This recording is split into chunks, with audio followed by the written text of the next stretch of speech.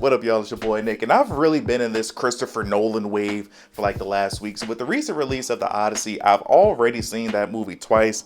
I'm hoping to make it a third at some point. This man's resume is insane, and over the last few days, I can't stop thinking about every movie that I've seen from him, and I love making these type of videos. I love having these types of conversations, so I wanted to take some time and make a video where I rank Christopher Nolan's movies from worst to best. And a real quick note, because I know how the internet is, this is my personal opinion. This is my personal list. This is what I like and what I think is the best. And one more quick thing, I have not seen the movie Insomnia or Following. Christopher Nolan has directed 13 movies. This list features 11, and the reason that I did that is because I didn't think that it would be fair if I watched those movies one time and then try to compare them to a bunch of movies that I've seen a bunch of times. But let's get straight to it, because I'm sure this first film is going to piss some people off. This is the only Christopher Nolan movie that I can say I straight up don't like. Coming in at number 11 is Dunkirk. I f***ing hate this movie. Christopher Nolan is my favorite director of all time. I love war movies. I love Cillian Murphy. I love Tom Hardy. Going into this film, I was really excited. I thought this was boring as hell. I feel like if I would have saw this movie in theater, I probably would have liked it more. But my first time watching this was when I was sitting on the couch and I wanted to do almost anything else but watch this movie. No lie, I've seen this movie maybe 3 or 4 times because I kept telling myself, it's no way you don't like this movie. This movie was made with your taste in mind. And I kept telling myself that maybe my opinion would change, but it just never clicked for me. I did think that it was pretty cool the first time I watched this. If my memory is correct, this movie takes place at like 3 different timelines or something, and then they all come together. I thought that was cool, but I have no desire to ever see this movie again. But let me be very clear. This isn't a bad movie. Christopher Nolan's worst movie will be a career-defining film for almost any other director. Dunkirk is just a movie that I dislike the most. And for the next movie, this film comes in at number 10 because I was waiting on my hot sauce an hour ago. Tenet. This movie has me so torn because it's so much greatness in this film. It is so much to love. That airport scene alone is one of the greatest things I've seen in film. This man drove a real life plane into a building. I watched dudes fight and shoot guns going backwards. It's a lot of greatness in this movie, but the biggest problem is I don't know what the hell is going on. I'm not stupid, at least most of the time. Usually I'm able to follow the quote unquote difficult movies. Like, I don't get why people say that Inception is complicated. That movie is pretty straightforward in my opinion. I feel like every time I watch this movie, it's points where I feel like I'm starting to understand what's going on, and then they completely lose me. Like, once we got to the point in this film where they tried to explain why all this stuff was happening, they completely lost me. When they try to explain what's going on with the turnstiles, the big war that we get at the end of the movie, the final conversation we see between our 2 leads at the end of the movie. I've seen this film about 5 or 6 times. I actually watched it pretty recently. It was on Netflix a few months ago. Whenever I watch this movie, I have no idea what's going on, but I just keep telling myself, this is so cool. One thing that really holds this movie back, in my opinion, is John David Washington. Respectfully, I think he is a terrible actor. Robert Pattinson was acting circles around that man. But great visuals, great concept. This movie is a cult classic for a lot of people. It's just, for me, I'm good on this. And coming in at number 9, Dark Knight Rises. Easily the worst of the Batman trilogy, but even with that, this is a good movie. I know everyone always laughs at this particular scene. I don't know why they kept this in the movie, but I remember being a little kid and watching this in theater with my dad. When I tell you that beginning part of the movie where Bane says they only expect one of us in the wreckage or something like that, incredible. Tom Hardy's Bane voice was pretty jarring the first time that I watched this, but the amount of times that I've seen this movie, it's just normal at this point. This man Bane was dropping bars for the entire movie talking about he was born and molded in the darkness. He killed the entire Pittsburgh Steelers team outside the slowest man in the world, Hines Ward. I feel like this movie just had a lot of things working against it. I mean, we all know what happened tragically to Heath Ledger. And then when it comes to Christopher Nolan, during this trilogy, Christopher Nolan was dropping original movies in between this trilogy. And I feel like at this point, He was just over this series. It was basically impossible for them to exceed or match the highs that came from the previous film. But when it comes to this, I love seeing a broken down Bruce Wayne. I love seeing Anne Hathaway in this movie. Any movie with Anne Hathaway fine ass gets a bonus point. The writing in this movie was a bit shaky, but the set pieces,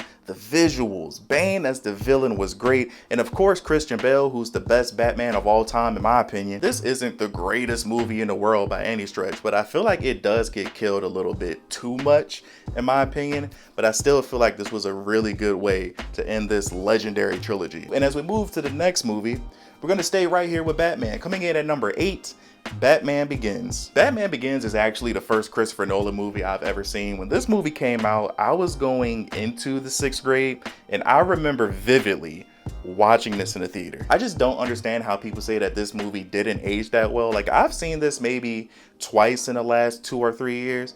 I still really enjoy it. I love Morgan Freeman in this. Cillian Murphy actually managed to make Scarecrow seem cool, and I've never cared about him. I've always thought he was lame. I'm personally not a Liam Neeson fan because he's a racist piece of shit, but outside of that, I've never really cared for his Ra's al Ghul performance. I don't think he was bad.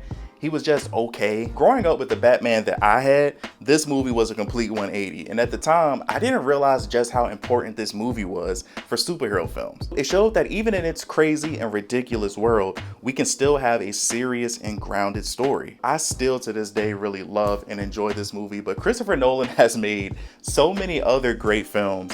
That's the reason that this comes in at number 8. From here on down, this is where I started to have a pretty difficult time putting things in order. But coming in at number 7, The Prestige. One of, if not the most underrated Christopher Nolan movie that he's ever made. It's been so many people that I've talked to that they've never seen this movie, and I think this film actually came out at this point almost 20 years ago. So unless you're a big movie person, I feel like a lot of people haven't even heard of this. You got Christian Bale and Hugh Jackman in a thriller about 2 rival magicians. Of course this is going to be a great movie. This was actually the second Christopher Nolan movie that I've ever seen, and I remember being a little kid and being with my brother, and we were flipping through the channels, and this was on like HBO or something like that. We had no idea what this movie was. I think I was in like the 7th grade the first time that I saw this. I feel like we watched this and we saw that it was Batman and Wolverine in a movie together, and we just sat down and watched. Absolutely amazing. This movie is old as hell. It's been out for a long time at this point, but I still don't want to spoil it because I feel like a lot of people haven't had the chance to see it yet. But in general, this is a great movie, and if you've heard anything about this movie, I'm sure you probably heard that it is a major twist. If you've seen this movie, you know what the twist is. So good. I saw this movie again when I was a little kid, and that twist completely caught me off guard. If I watched that movie today for the first time in my 30s, I don't know, I would like to think that I would figure it out before it happened, but that caught me off guard. So if you haven't seen The Prestige yet, once this video is over, of course, go watch it, go find it on a streaming service. I'm sure it's on something at this point. Go watch it. I promise you, it is definitely worth your time. If you talk to any person about this movie that has already seen it, I guarantee you they'll say, wait for the twist. And for the next movie on my list, this film changed my life my freshman year of college. Coming in at number 6, Memento. I remember it was my first semester of my freshman year of college, and I took a psychology class, and we had an assignment. We had to watch a movie and write a paper on it. She gave us a list of movies that we could pick from. The movie that I picked was Fight Club. At the time, I never saw Fight Club. I always heard great things about it, so I watched Fight Club and wrote a paper on it. But before we made our decision for each movie, she gave us a small description, and I remember reading the description for Memento, and I was like, damn, that sounds crazy. So I told myself, once I'm done with this project, in my free time, I'm gonna go back and I'm gonna watch Memento. I watched it, blew my mind. My freshman year of college was in 2012, which means that I saw this after Inception, which came out in 2010. And I feel like Dark Knight Rises came out summer 2012 before I went to school. So I saw those 2 movies, and then I saw this. And around this time, this is when I really started to notice the name Christopher Nolan. And I was like, oh yeah, this guy's the GOAT. I'm pretty sure I'm right, but if my memory is right, I believe Memento is a completely original story. And it's just like, how do you even come up with this concept? As a viewer, having to piece together what's happening along with the main character is something that blew my mind. Like, I love this film so much. I took script writing classes when I was in college because of this film. For me, I'm a viewer that I like to try to solve things in films before it happens. And every time you think you have something figured out, You don't. This movie came out over 20 years ago, and from people that I've talked to in real life, I know a lot of people that still haven't seen this movie yet. So if you haven't watched it, this movie, as of this recording, is currently on Netflix right now. Please go watch. Memento is one of those movies that I wish I could experience for the first time again, but Nolan has a couple of those. And coming in at number 5, for now, it could change, but as of right now, coming in at number 5, The Odyssey. I'm trying to see this movie a third time. If I had to describe The Odyssey in one word, wow. This movie had me on the edge of my seat for the entire 2-hour and 52-minute runtime, and I feel like I was able to enjoy it more because going into this, I knew nothing about the story of the Odyssey. I do not remember reading this in high school. But Matt Damon, Anne Hathaway, Tom Holland, everyone in this all-star cast, for the most part, they all killed it. Like, this man, Robert Pattinson, got me calling broke boys plate lickers and beggars for the rest of the summer. This was a great movie, and I feel like the behind the scenes and the interviews that we're getting makes it even better. When I first watched this movie, I did feel like it was slow here and there at some parts, but the second time that I watched this movie, I swear this movie flew by. It felt like I was only in there for like an hour and a half. Like, I wish they would have added another hour. Just the things that we see in this movie. I'm talking about the Battle of Troy, the scene in Hades with all the dead soldiers. The last 30 minutes of this movie is some of the best filmmaking that you'll ever see. This film is already projected to make over $1 billion over the next few weeks or so, and rightfully so, because for me, I knew as soon as I walked out the movie theater and I sat in my car, I was like, this is at least bare minimum top 5 Christopher Nolan movie. Before this movie even came out, Christopher Nolan was already the greatest of all time in my opinion, but I feel like with this film is the final nail in the coffin for a lot of people, because I feel like it made people more comfortable and it made people more confident in saying Christopher Nolan is one of the greatest directors of all time, and I feel like easily the best director of the modern day. And it can change. This movie just came out. I got to see it a few more times. I got to see it a few years from now, but as of right now, The Odyssey comes in at number 5. But coming in at number 4 is my personal favorite Christopher Nolan movie. I don't think it's his best, but it's my personal favorite. And honestly, this is probably top 4, top 5 for me, favorite movies all time in general. But coming in at number 4, Inception. In what world do you come up with a concept like it's a dream inside of a dream inside of another dream? Like, what is this man smoking? But this movie gives you drama, it gives you action, science fiction, time manipulation. No lie, I've probably seen this movie 50 or 60 times in my life. Like, this is one of those movies that I can watch at any time and just cut on whenever I'm bored. Because first off, this movie stars my favorite actor of all time, Leonardo DiCaprio. I wish those two would work together again, but we also get Cillian Murphy, Tom Hardy. Like, I feel like this movie hit pop culture like crack. This movie is just cool as hell. Like, you have all these fascinating characters with this cool technology that allows you to go inside a person's mind and extract information. The scene with Elliot Page testing out his skills for the first time and watching the world bend and pulling mirrors just reminded me, I'm not as creative as I think I am. One thing I always see is that for some people, they like to poke fun at the writing in this movie, but for me, I actually enjoyed the dynamic between Leo and his wife. Like, at the end of the movie, the whole, is it reality? Is it dreaming? For me, I feel like it's pretty obvious, but let me know what you think in the comment section. This is one of the greatest movies of all time. Like I said, this is my personal favorite Christopher Nolan movie, and this is an original story. Absolutely crazy. If any other director made this movie, this would easily probably be the top film on their resume, but for Christopher Nolan, we can keep going. So now we're at the final 3. For me with this list, 1 and 2 were pretty easy for me to place, but 3 and 4, I could easily flip this movie with Inception depending on the day. But coming in at number 3, Interstellar. I'm so happy that they re-released this a year or two ago so I could experience this in IMAX, because no lie, I almost cried. The first time that I watched this movie, I feel like I saw it on Amazon Prime or something like that back in 2015 or 2016 when I was in college. And the first time that I watched this movie, I was so angry.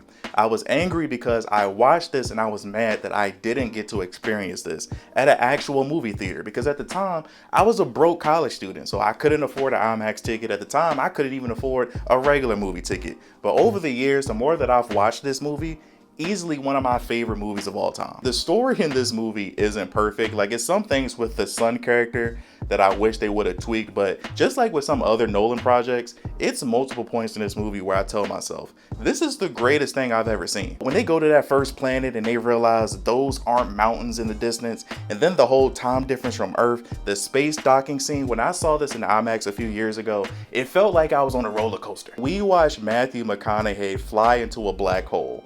Throughout the movie, Matthew McConaughey's daughter is experiencing all these weird things, like you see books falling off the shelves, and the entire movie we're like, what is happening? Are these aliens? Why is this stuff happening? By the end of the movie, you see why these weird things are happening and what causes it.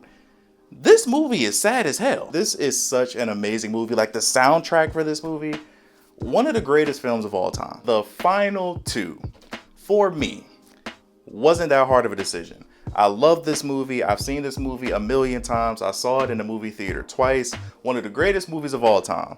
This might be a hot take for some people, but for me, not at all. Coming in at number 2, yes, The Dark Knight. This film is an absolute 10 out of 10, and we all know the performance that Heath Ledger gave. One of the greatest, not just comic book, but one of the greatest movie villains of all time. We get great action, cinematography, story, acting, set pieces, one of the greatest opening scenes in movie history. The Joker doing the magic scene with the pencil, the quotes in this movie are hard as hell, like some people just want to see the world burn, you live long enough to see yourself become a villain. That's something that's still said in pop culture today. I remember being a kid and going to the movie theater and watching this, and I had no idea that Two-Face was going to be in this movie, because I remember looking around like, damn, we've been in here for a long time. It's no way they're going to do a full Two-Face reveal.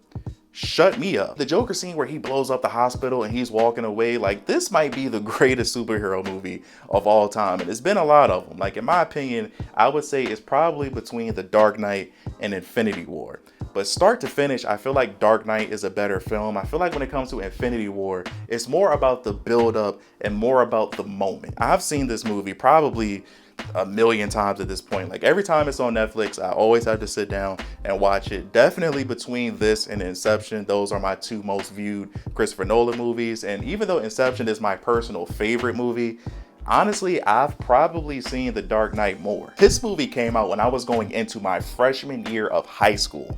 This movie has been in my rotation for the last 16, 17 years or something like that. This movie is an absolute classic, 10 out of 10, one of the greatest movies of all time. And it's still not number 1. And coming in at number 1 is a 3-hour historical drama with no action in it. This movie is just people talking about science for 3 hours. Coming in at number 1, Oppenheimer. When I first heard that Christopher Nolan's next movie is going to be a 3-hour historical drama about the nuclear bomb, honestly, I wasn't that interested. But when I saw that trailer, all that went out the window and I knew I was going to be there day one. Of all the movies that I've seen in my lifetime, Oppenheimer holds the record for the movie that I saw the most times in a movie theater. I saw Oppenheimer 4 times in IMAX. That is 12 hours of Oppenheimer, and it got better every time. I never thought that I could be so locked in for a movie where people are just talking the entire time. Like going into this movie, I thought the peak of this film would be the bomb testing, because that's the reason that we all want to see this, right? We want to see it in IMAX. Not in a bad way. That might be the worst part of the movie. This is a 3-hour film, and it felt like it was 3 movies blended into one. Like the first hour of this movie is a science drama where the team is trying to come together and accomplish a goal of building a nuclear weapon. The second hour is kind of a witch hunt whodunit type of story to find the potential leaks at Los Alamos and seeing the after effects of this guy who suddenly realizes he secondhand murdered millions of people. And then the third hour turns into a courtroom drama. Almost everything about this movie is perfect to me. Like that dinner table scene with Robert Downey Jr. and the guys having a meeting literally had me leaning forward in my seat the first time that I watched it. Emily Blunt during her interrogation at the end of the movie, one of my favorite scenes of this film. The final scene between Oppenheimer and Einstein, for me, top 3 endings to a movie I've ever seen in my life. This guy having to realize he's going to be responsible for the future of war, and whether he intended to or not, he's going to be responsible for the murder of millions of people. Every time I watch this movie, even when I watch that ending clip on YouTube, I get chills every time. Nolan is all in my Twitter algorithm, so I keep seeing people talk about Oppenheimer. So I already promised myself that this coming Saturday, I'm gonna get drunk and watch Oppenheimer. But to me, in my opinion, this is Christopher Nolan's best movie. But thank you guys for watching. Like, subscribe if you're new here. We talk about a bunch of different things on this channel. What are you guys' thoughts on my list? I know it might be kind of hard for you to disagree because I'm just so smart and I'm right all the time. But what do you agree with? What do you disagree with? And don't say that my list is trash if you don't give me yours. Let me know in the comment section below. Love you guys. As always, remember to tell somebody that you love them. Until next time, see you in the next life.